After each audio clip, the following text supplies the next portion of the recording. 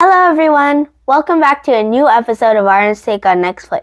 Today I'll be talking about the recap of last week and this week's NBA games.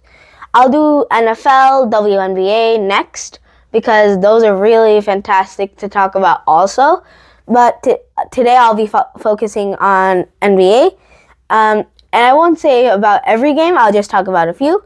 So let's get into it. So one really good game was on the 12th, which was the Kings versus the Lakers.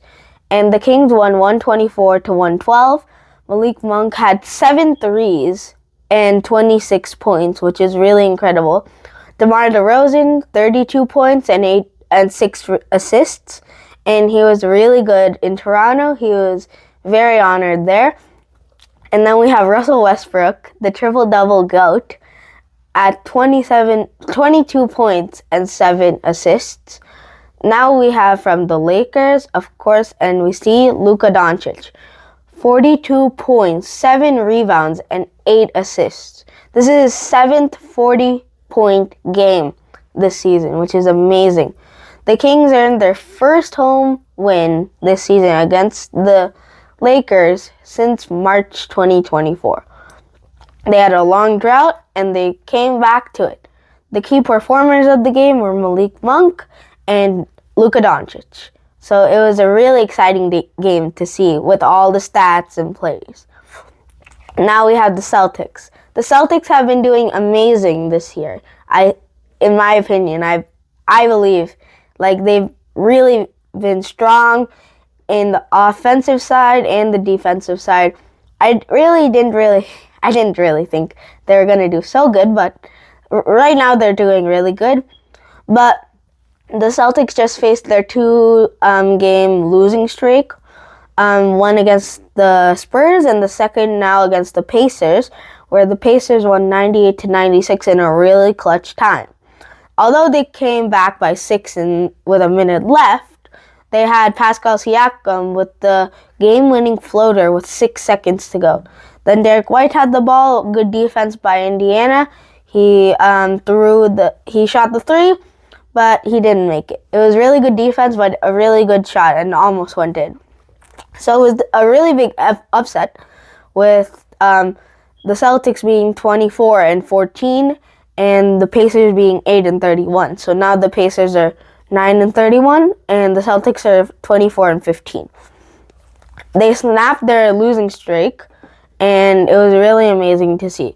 I think they had a really good team effort, same with the Celtics, but also the Indiana's three-point shooting really outsparked and really took on the Celtics. Now we have the 76ers versus the Raptors. This is their second consecutive game against each other. And so we have Marquis. He had a matchup. So Philadelphia is 21-16. And they outlasted and beat Toronto, who was 24-16, and also balanced scoring, strong defense, and sealed the wins for the 76ers, as the 76ers won 115-102. I think it was really good to see this game as how well both teams are doing, as they are very balanced in standings, players, and I think they're really good with Tyrese Maxey averaging 30 a night. It's really good to see.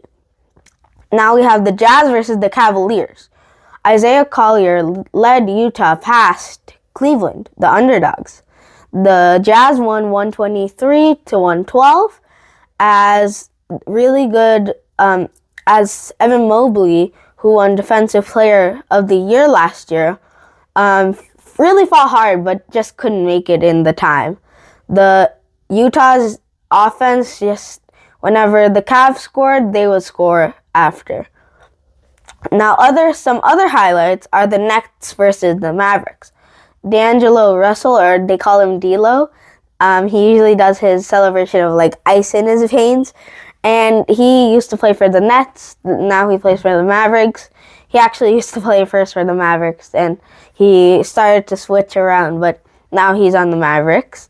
So Nick Claxton's dunk highlighted Brooklyn's energy for a really good time, and the Nets beat the Mavericks.